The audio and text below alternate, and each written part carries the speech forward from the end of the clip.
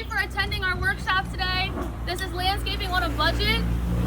So we're here at Miss Megan's house, and we're just really excited to get started and clean up her lawn and give her some nice plants. Yeah. So if you are a homeowner or a future homeowner, please make sure to comment your name below, either on the YouTube or on the Facebook.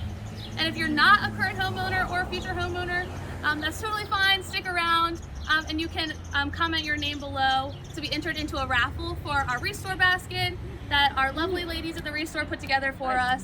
And so if you comment Saturday or Sunday, we're gonna pull the name on Monday. So if you watch after Sunday, you're not eligible to be in the raffle.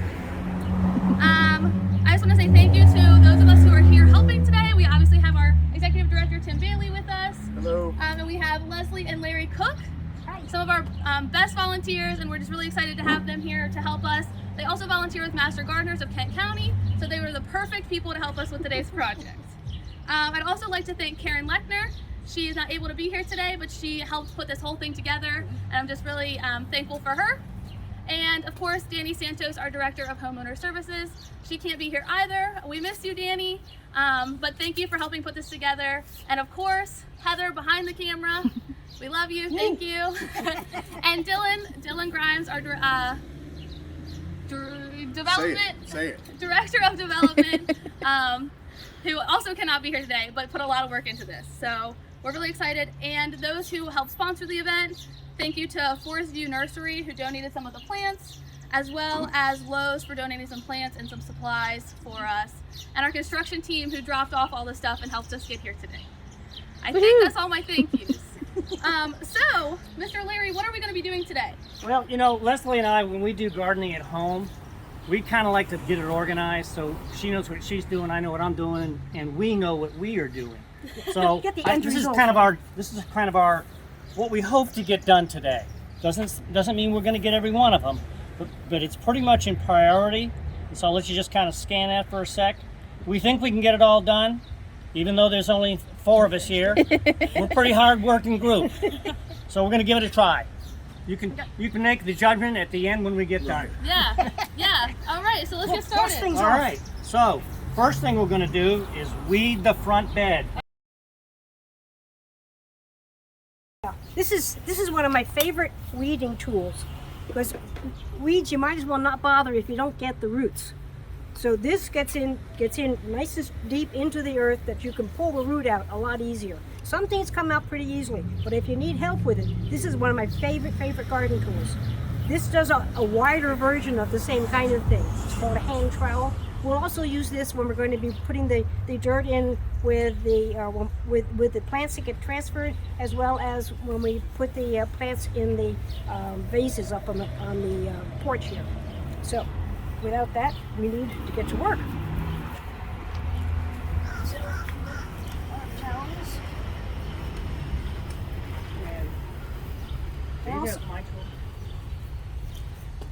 No, I didn't get yours out. Okay. He has a favorite tool as well. And I like gloves. I love this one. The nice strong claws for helping to soften the soil. It's only a few dollars. Pick it up at the big box. And this is also helps you for digging if you need to dig small holes for plants, which we'll be doing here a little later this morning. I'll get out of your way, so if you and Tim want to start over there, and you can just put it on the ground. Yeah. We'll pile it up here. And the thing with the roots, with the That's trash. is to try to get as much of the roots as you possibly can. Otherwise, they'll be back tomorrow. Okay. Sure. Awesome. So these kinds of things are so much fun. And see if you can track down where the root comes in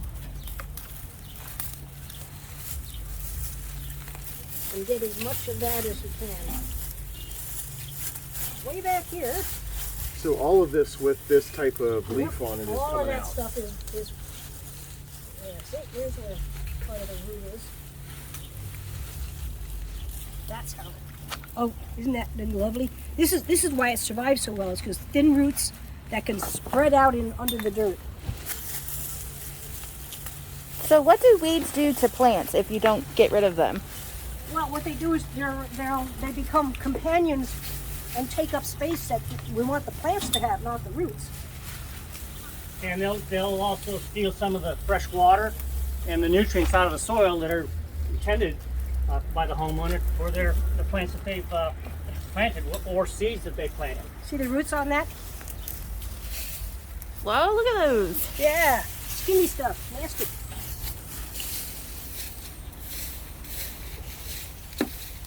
This is when it's nice also to have had mulch down. The roots don't get as deep. They're easier to get up. So mulch protects the plants from To the some degree, weeds. yes. Now Megan has a lot of trees around her property, as you've probably noticed from the shade. This is the leaf debris from plants. Not something you really want to keep in the garden, so we're going to take that out of here because we are going to put new mulch in later this morning.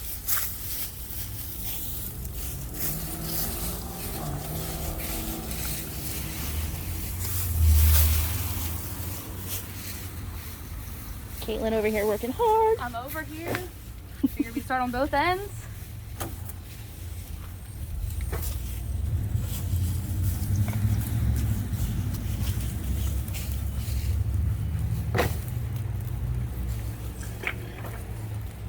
This is all. Got myself inside the.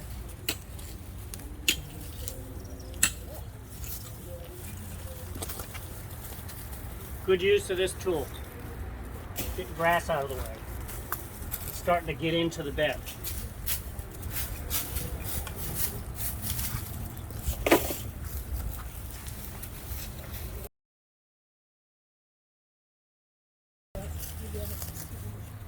Hands we really have to play with here.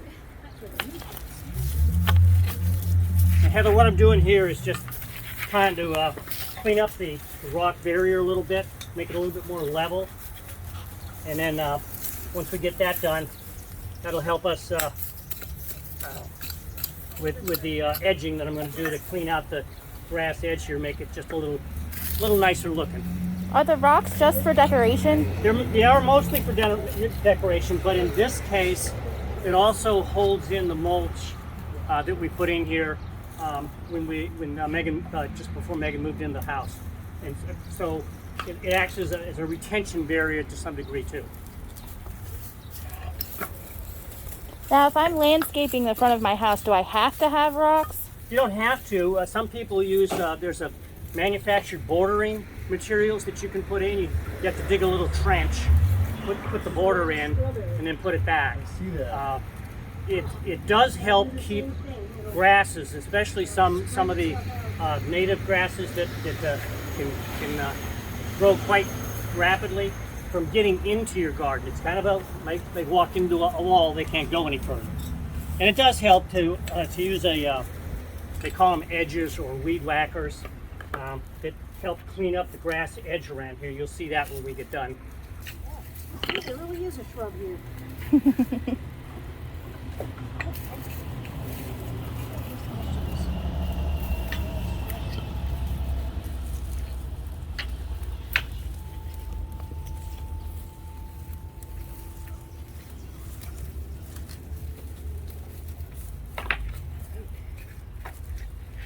Now we've got all the weeds out. We've reworked the rock edge, but we're gonna get the edging out of the way around the rock wall area, and then we're gonna start right into planting the plants. So first thing I'm gonna do, I've got my glasses on. I'm gonna put some hearing protection on. Then I'm gonna fire this up. It might get a little noisy at your end, but it's worth it.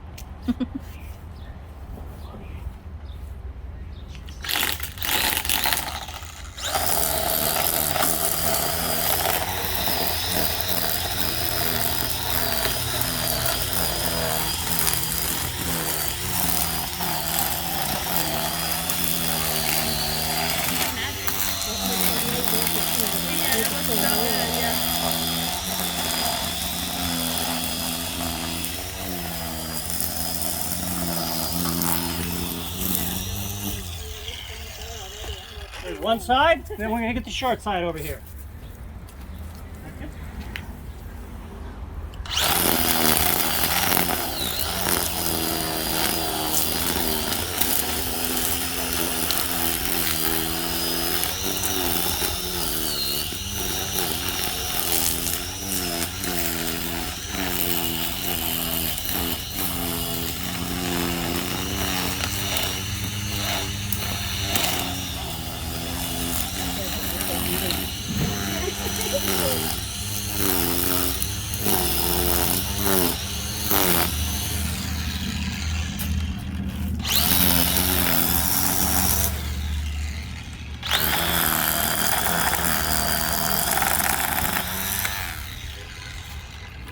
Okay, that's it for what we're going to do with edging for right now, but I am going to go back and touch up the sidewalk edges and whatnot.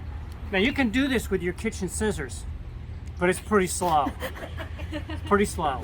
And you can see this works really well, but one thing, if you don't remember anything else about what I tell you, is make sure you have some eye protection on, whether it's glasses that you normally wear or safety glasses, because you don't know what you're going to hit sometimes with the string, and it may fire something out at you, and you don't want to have to go to the doctor just because you were edging your growing area. So let's get some plants into the ground. So first thing we want to do is I guess pick what plants are going to go where, and kind of stage them out of the planting area and decide on what hole goes in. Rule of thumb on planting is the size of the pot. The hole ought to be at least half again as big, if not 2 times. But that's sometimes a challenge, especially in some of the areas in Delaware where the soil is very clayish and it's hard to dig through. So you just have to kind of pick the tool that works the best for you and try to get that hole in there. Once we get those holes started, then we'll tell you some of the tips that you should be thinking about in terms of making that plant viable and long lasting and not dies a week after you put it in. So we'll get into those details here in just a couple minutes. One of the other things about the plant choosing places for the plants is how much sun does it need. Some plants need a lot more than others. We have a lot of shade in this particular site, so most of the plants that we chose will do well in more shady areas than in sunny areas. There is enough sun on this corner for that particular, it's called Joe Pye weed. Yep, so I'm going to put in the Joe Pye weed on either side, and then I'm looking for my... I also forgot to mention, if you have questions while you're watching, comment them below and we will try to get your questions to the cooks as soon as possible, or we'll try to answer them as best as we can, okay? So take what you need over there. These are later flowering plants. This is called an echinacea. These are both pie weeds. Those are Joe Pye. So we can also put those in there. I would recommend the Joe Pye weed because it gets a little bit taller than the coneflower, to put the Joe Pye weed back towards the wall. It'll also, when it does get light, that cement will heat up and that will help the plant in cooler weather. And let's not forget, we're going to need a box cutter because we got to cut through some of the existing weed barrier that's there for the new holes. So we have one right here. When you need it, just grab it. Okay. Perfect.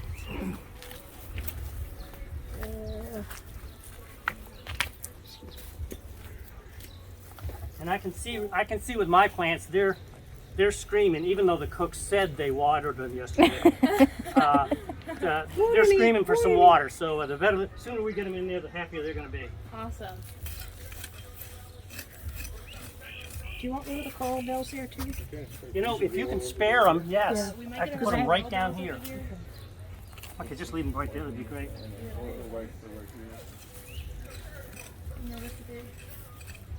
Well, okay, so Heather, you can see this is the weed barrier. It comes in a lot of different versions. Some last longer than others, but usually pretty inexpensive and well worth putting in because it'll save you a lot of trouble with weeds coming up through the soil. They're not able to go through the weed barrier in most cases, so it really cuts down on your labor of cleaning up your garden because of weeds. So I'm just going to cut a little hole in this.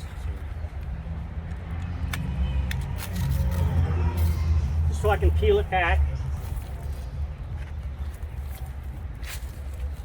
A little bit on this side. And you guys can have this. Thank you. While I work on that hole. Yeah, I'm going to tuck that back in. And let's see, I think I'll get a bucket to put some soil in. Never mind.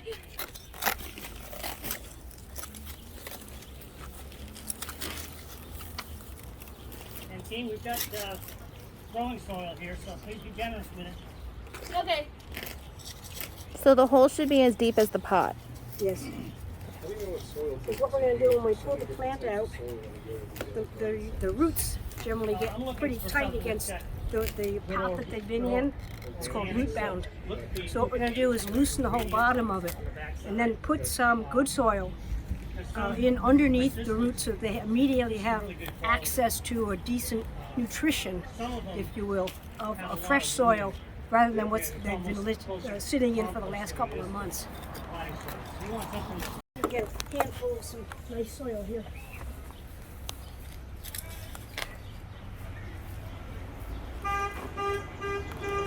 Okay, so Heather, over here I got the clay pretty well beat down. We're putting in a coneflower plant. Their roots don't get really deep like a tree, so you don't have to go down 10 feet or 10 inches even.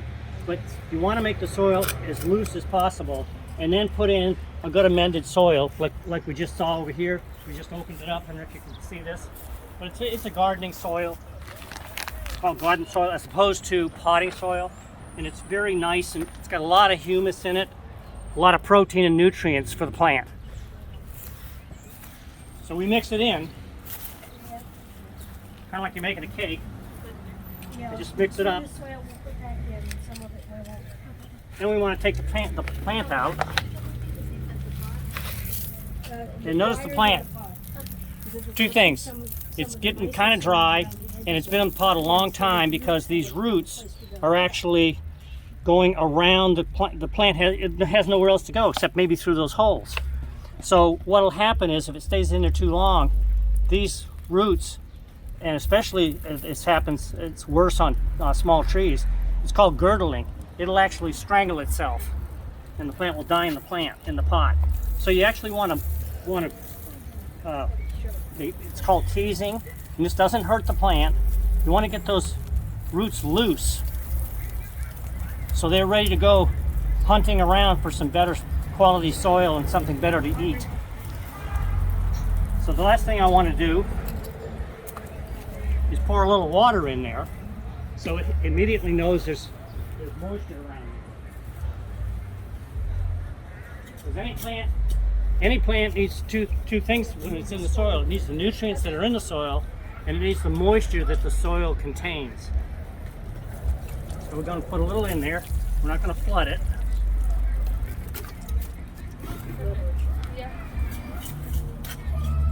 And when we put it in here, we want the top of the soil to be just about, if not flush with, or just a little bit higher. So it looks like I need to move that soil just a little, put a little bit more over there. Kind of like making a crown. And we just set it in there. Orient it towards where you think the best looking part of the plant is right now. So I'm going to go with that. I'm going to put some more soil back in here, and I'm going to use some more of the potting, or more of the garden soil. But then I'll take a little bit of the soil that's in the wheelbarrow and mix it in there also. Because the plant does need to get used to the soil that it's going to live in.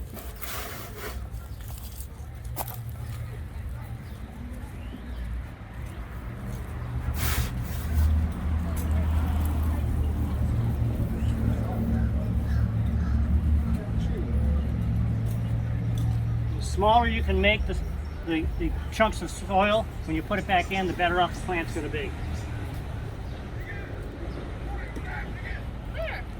Okay, that's pretty good. I'm going to take my weed barrier and move it back over it. Keep those weeds away.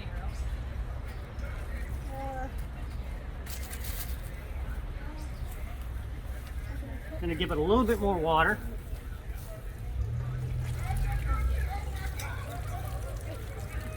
Okay, and I'm going to go after my next plant. I'm going to leave it like that until all the plants are in, and then we're going to fill in with mulch around the edge of it, and that'll help keep the moisture in and a little bit of the heat. And it also, because it decomposes, it'll help the plant with a little bit of extra food nutrient.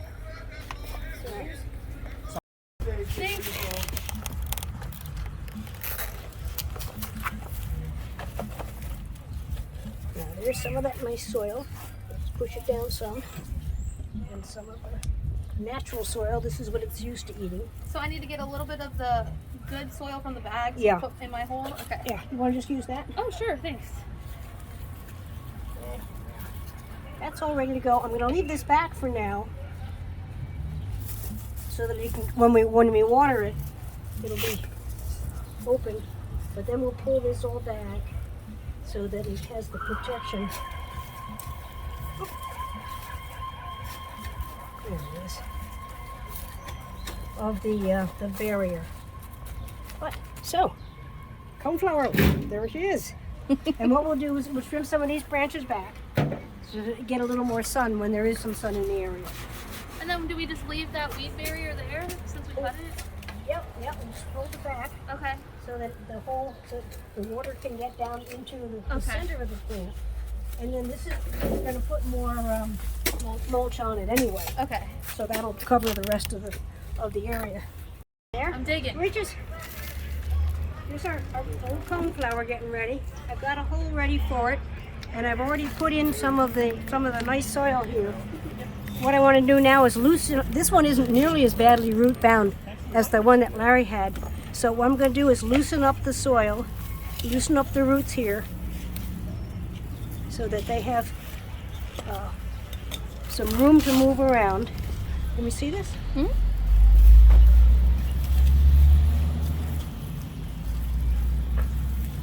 We're going to trim some of these branches back so the flower will get some more growth, growth space.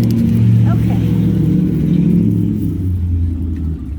Now let's find a nice little hole in here for him.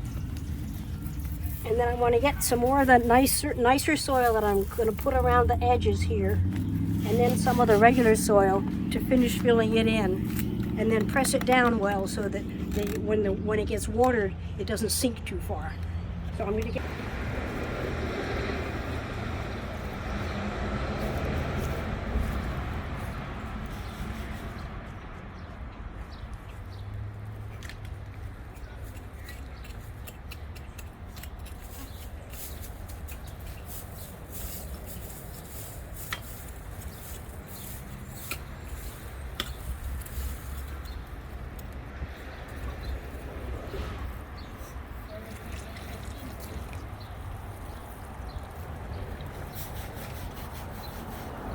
So what are these that you're planting? These are called coral bells. Okay. They're a hellebore. So they are perennial. They come in a lot of different sizes and colors. This is just starting to show its spring flowers. They'll come out on a long stem and come out. They're not real big flowers. Very pretty. They actually only get about 6-8 inches tall, this particular variety. Some of them, the leaves can get quite large. I like this one because of the color of it, the leaf color and the flower color. But they will grow, they will start spreading out, so it'll fill in the area very nicely, and a very low maintenance plant. And it's also quite inexpensive.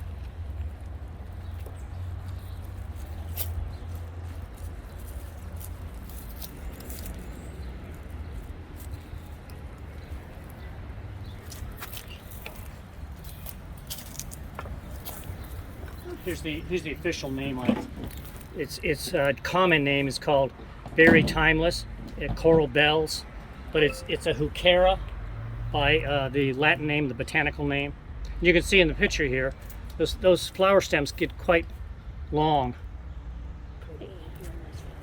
So what's the difference between a perennial and an annual? Well, perennials come back every year. Oh, okay. That's why they got that name. They pretty much come back every year. You don't have to buy another plant the next year. Annuals, by the name, it's an annual plant. You grow it. A lot of time it comes from seed. A lot of your flowers come from our annuals. But if you leave them in the ground all winter, they'll die back. But what do all plants do? They grow seed. That's what they do. Yeah. So they'll drop the seeds. So annuals, unless you what's called deadhead them, cut the flower heads off, they will come back, and they'll come back. There'll be twice as many of them. Oh. So if you like your annual, and you want it to come back, don't cut it off in the winter like a lot of people do. If you don't like the plant or you just don't want more of them the next year, then deadhead them or cut them back. A lot of them, they cut them back to the ground, and you probably will see very few come back, just the stray seeds that got away. What I like about perennials is you can move them around. Most of them transplant pretty well, and if you don't like where it is or it's gotten too big, bigger than you thought it was going to get, then you have the opportunity of digging it up and moving it to another location. And once it gets established, most plants take a good year. That first year is the most critical. It's kind of like a little baby, you know. You gotta keep them nurtured, keep them fed. They can't feed themselves. Right. And then after a year or so, they'll have enough root system where they can literally feed themselves, and you won't have to water them as much at all for most perennials. And they become less maintenance, and they're just beautiful. And all you have to do is trim them. Like this Nandina here, this is a perennial shrub. It's been here for 2 years now. Nandinas are very low maintenance. They're very colorful. They change colors during the year, but they keep their leaves for the most part all year. The only thing I would say about a Nandina, they're very low maintenance. You can get big ones, you can get small ones. The only thing that we found that they don't like is wind. So if you have a place where you think you want to put this plant, but it's windy a lot, say you have 4 or 5 days worth of strong winds, and we live in an area up north of Smyrna that is like that sometimes, and we have Nandinas around the house, and I can show you one that the winds rip off all the leaves, and it can kill the plant. Oh, geez. So that's why you have to do your homework before you buy. You just don't buy just because, oh, that's a beautiful looking plant. You find out it'll grow 42 feet tall. Oh my goodness. Not what you were looking for. Right.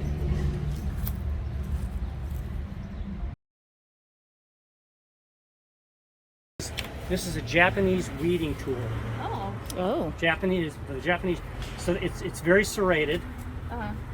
You just cut it, it slides into the soil, and you cut the root. Okay. Unfortunately, that doesn't work for all weeds. Okay. Some weeds, all you got to do is leave a little itty bitty piece of the root, and the whole thing will regenerate. Dandelions is a case in point. Yeah. If you don't dig up the whole taproot of a dandelion, it will be back the next year. So Leslie's going to use this because we've found it to be quite useful for separating plants. Okay. Okay. So, ready? What we're going to do here is we have this hosta that was donated to us that we wanted to use on decoration on the porch, and these two very heavy flower pots. But that's going to be, even if I divided it in half, that's going to be too big for these pots.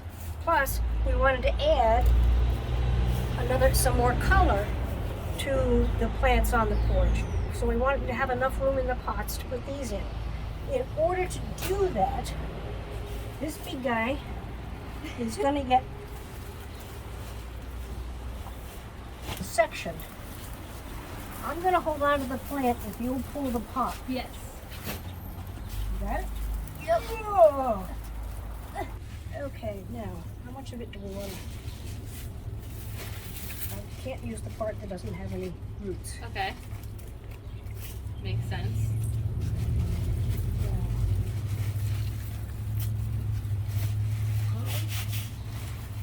I'm going to try to separate these.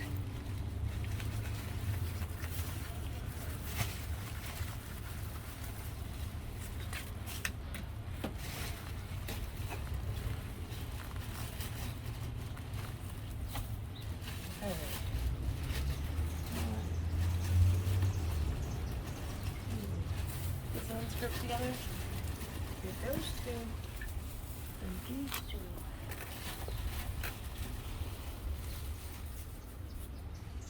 You don't count.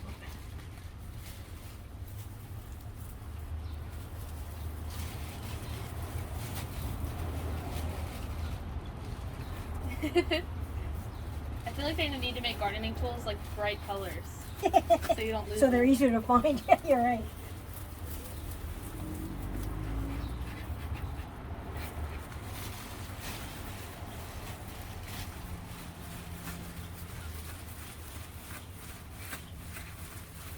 want to make sure she gets enough back too. Yeah.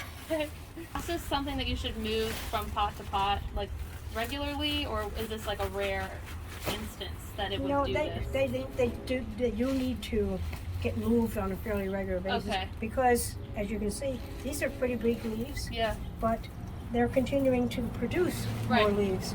And the more leaves you have, of course, the more root you have. Right. Okay. So if these had started out in here, when you get about this big, Uh-huh. then you need another pot Okay. to go to that big.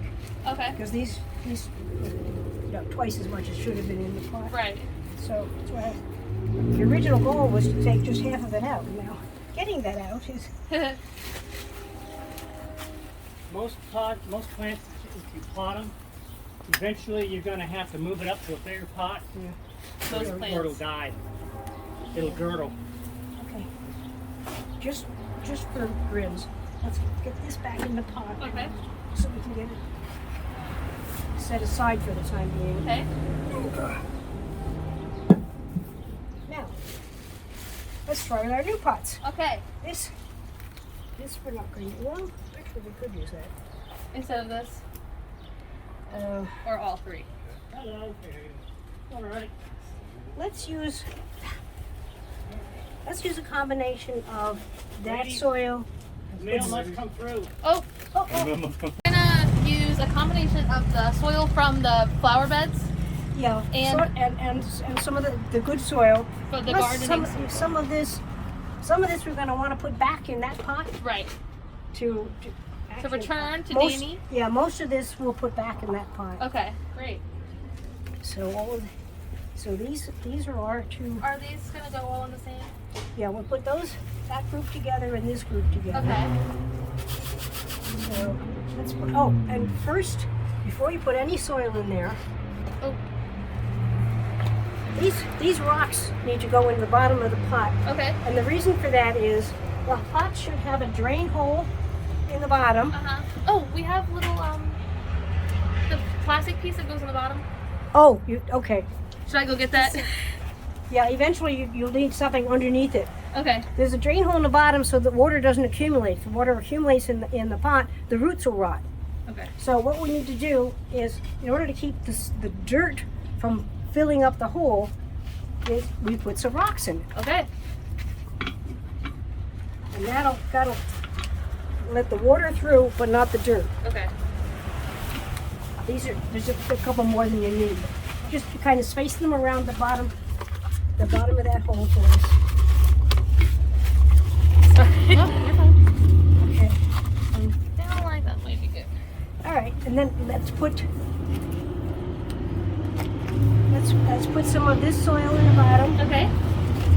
and some of that on top, and then mix the two of them together. Okay. How much is too much? Can you come up to about here? Yeah. We need at least that much. Okay. Because again, we want to mix them together so that we can put the roots in as deep as they need to go, Okay. and that the white spot will come just below the surface. Okay. So the dirt is about maybe an inch below the surface by the time you're finished. Okay. And all this will sit up above it.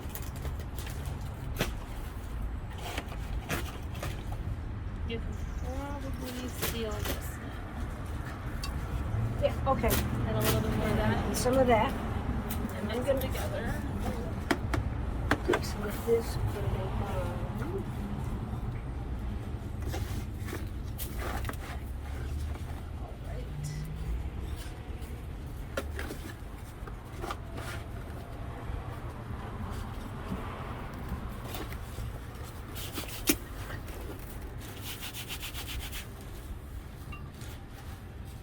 Just a little more.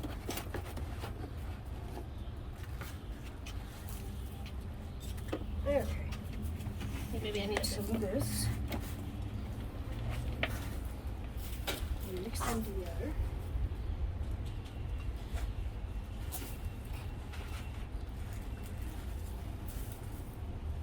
Okay. Good. That one doesn't have a root on it. So we can't use it. But these all have nice root. Okay. We want to get these.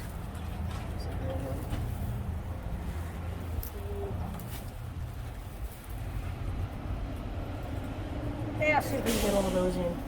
Put all these in there? Yeah.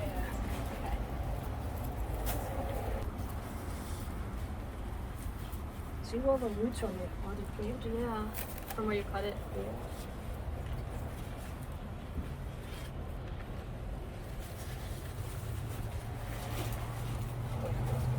That's better. Now, we also have, they all get a buddy. Okay. Now, do some plants play well with others and not? I haven't, with vegetables, yes, there are issues. With most flowers, I haven't noticed that there's much difference between who's sitting next to whom. Okay. I tend to have mostly perennial plants, so that I probably wouldn't have noticed as much if there was an issue with annuals and perennials, for example.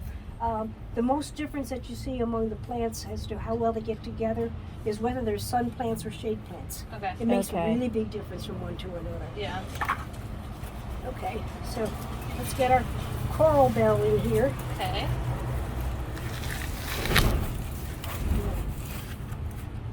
Oh, that's pretty good. That's pretty good. Let's see if we can soften up the soil around it. See where its roots are. I don't feel. Oh. Are those little white dots like food for the plant? Yeah, they're yeah, it's a fertilizer that's mixed in with the potting soil. Okay. See if you can get some more of the dirt out of that so we can fit it in that hole. Okay. There.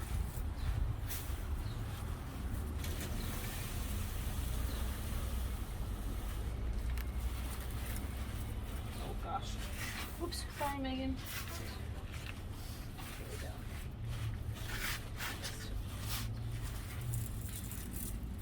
I don't want to smush it. To take some of the soil out.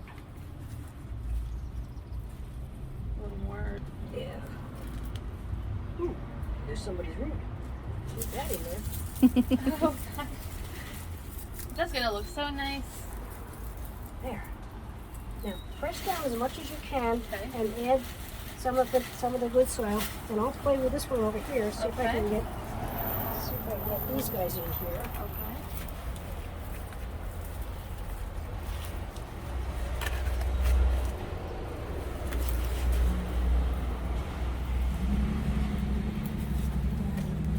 Okay. Ooh, let me get my coral bell.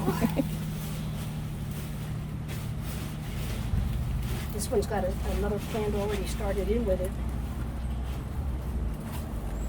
Is that bad or? Ooh, it's got a worm. This is good. Oh,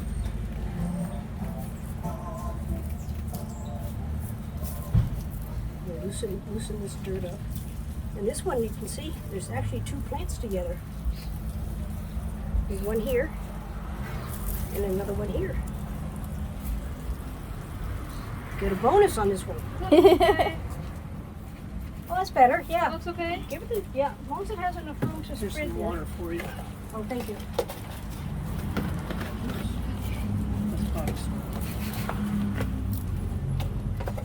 Yeah, this is the extra potting soil if you're looking for some. Okay, can you fill in around it so that everybody stands up well? Yes. If you need some of the extra soil, we'll use some of this. Stand up. Stand up. Stand up a little better.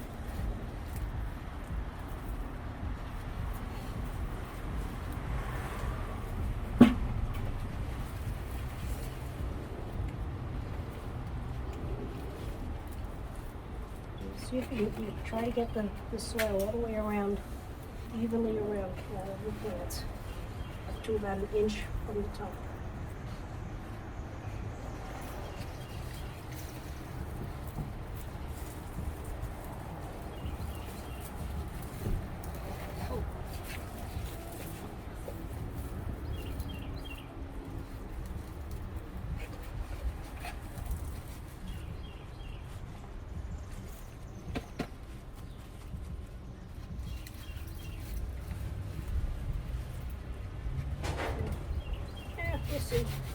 Do what you can, right? Right.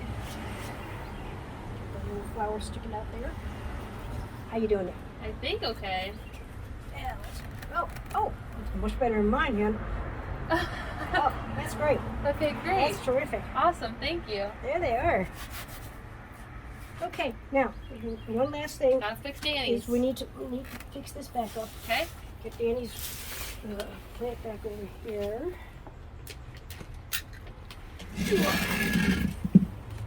Now I'm gonna pull this back out. If you can get as much of that dirt back in, Uh-huh. that would be awesome.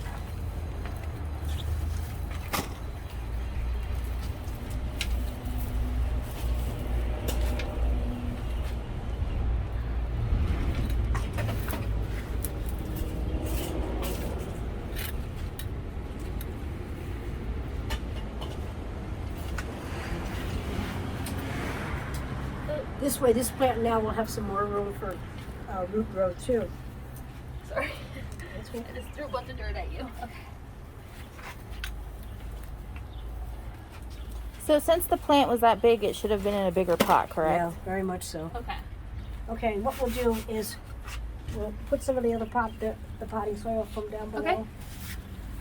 We'll add that back around the edges for you. Okay. Do this. There's my extra little rocks. There's your extra. Look.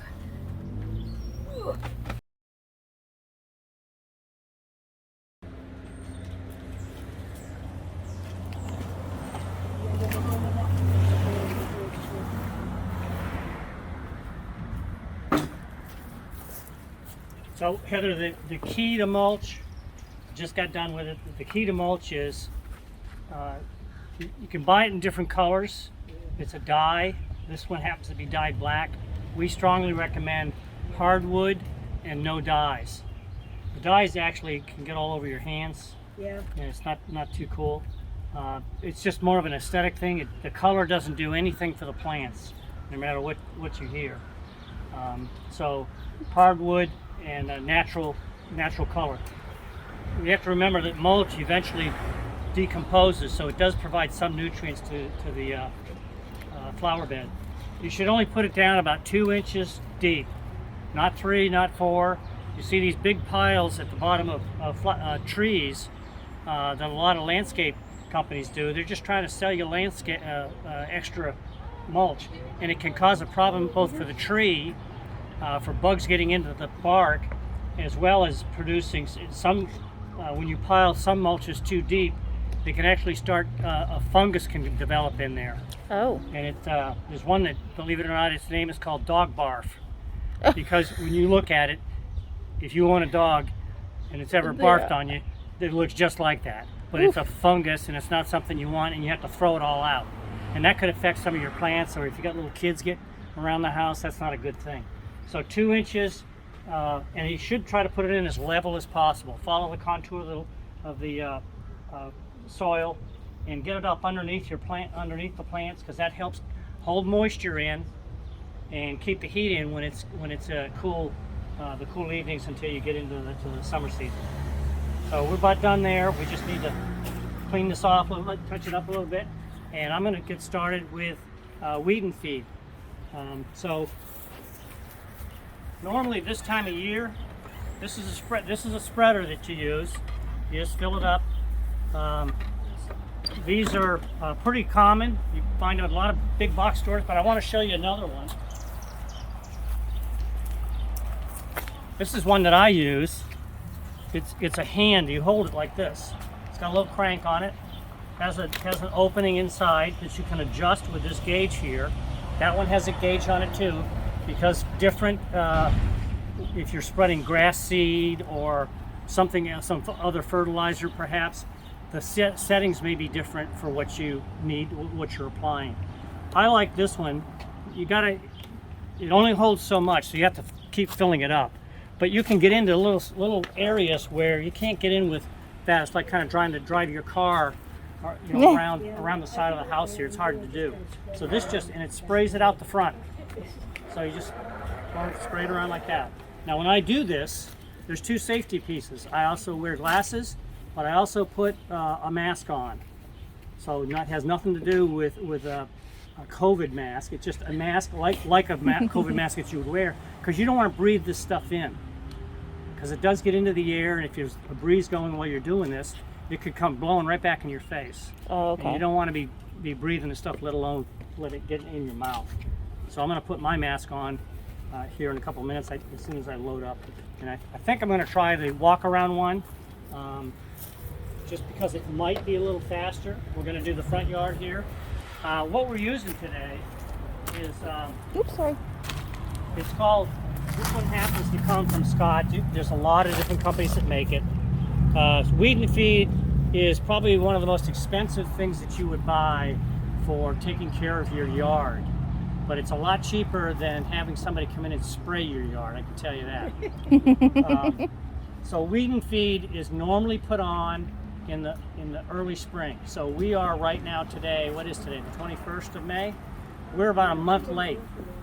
Well, that was because of the rains that we had and some when we had to reschedule our workshop.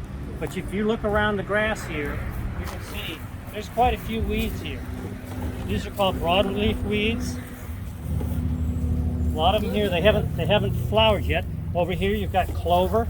Now some people like clover. I'm not against it. It produces, puts some nutrients back into the soil, and it certainly is good. Bees love them. They like to stop it at clover because they get a lot of nectar out of it. Excuse me. But it will take over your yard. It grows quite rapidly. So if you're interested in not having that in your yard, like those dandelions that are still blooming, you see a couple of them out there, look at the backside of your weed and feed that you're thinking of. This one has the ingredients right here, which is good to know, but what you really need to know is what weeds does it control, and this tells you. So I wouldn't buy it solely on, well, this one has a bigger list than the other one does. Okay, it may control a weed, but it maybe only controls it at 50% or 25%, not 100%. So you kind of need to know what some of the weeds are in your yard that you're trying to get rid of. And that's where somebody with more experience in it, Kent County has the master gardeners like Leslie and I volunteer for, and they can help you with that. They're one source. If you take samples in to a nursery, they might be able to help you. If you dig up some and take them in fresh, they might say, oh yeah, that's this and this is that and that's that. So be careful, because you don't want to spend a lot of money on something that's not going to attack the weeds that you want to get out of your yard. And the feed part is for your grass. So a lot of grasses that come out of the winter, they could use kind of a little shot in the arm, a little bit more nitrogen to get them going. So it's a nice combination. You only have to spread once to do two things.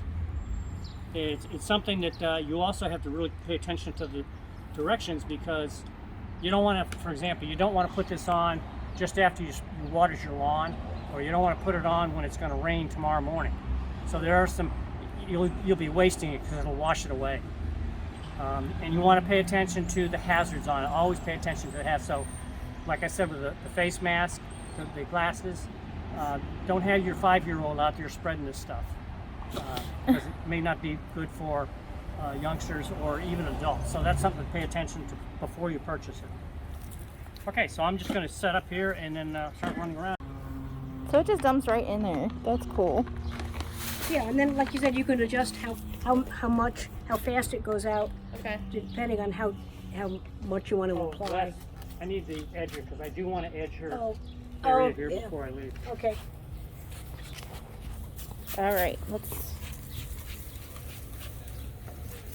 Okay, well, when we put this one little plant in here, this coneflower, where we figured it was a nice site, except for it's got a little extra growth here.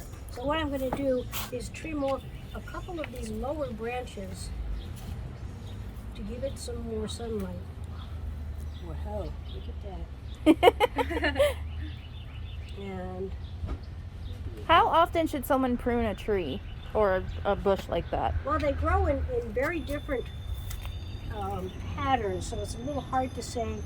It's more a matter of how much space you want it to fill. Okay. We could have if we hadn't put this other plant in here, you could have let it fill. Most of the plants, when you buy them, that have a label, that'll give an indication of how high and how wide it's going to grow. So if you know ahead of time, well, it's going to be a 3 foot by 3 foot bush, but I really only want a 2 foot, then you'll probably want to trim it more often, where you want the height but not the width. So the plant label should tell you how big it's going to get, and you can manage it from there. Awesome. Just a bit of that.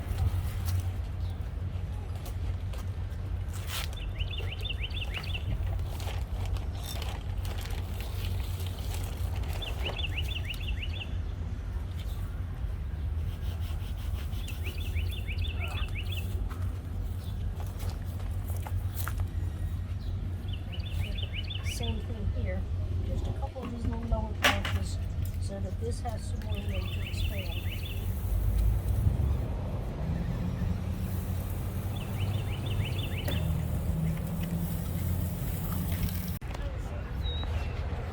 All right, so that concludes our workshop today. Again, I just want to say thank you to everyone who contributed to this event. All of our staff at the affiliate, as well as Larry and Leslie Cook, thank you all so much. As well as Karen Lechner, again, thank you so much for contributing behind the scenes.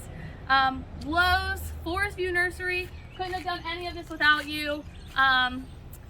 Yeah, I'm so glad we were able to do this today for Miss Megan. And we're sure she's going to be happy. At least I hope she is. Yeah, I sure hope so too. And I hope you guys learned a little bit along the way. Yeah, if you have for questions, sure. comment them below. And if you attend on Saturday, if you watch the video Saturday or Sunday, please comment your name. Well, no matter what, comment your name. But if you watch before Saturday and Sunday are over, you will be entered into the raffle for the Restore Basket. Sounds like you're good. Thank you. Great. Have a good summer.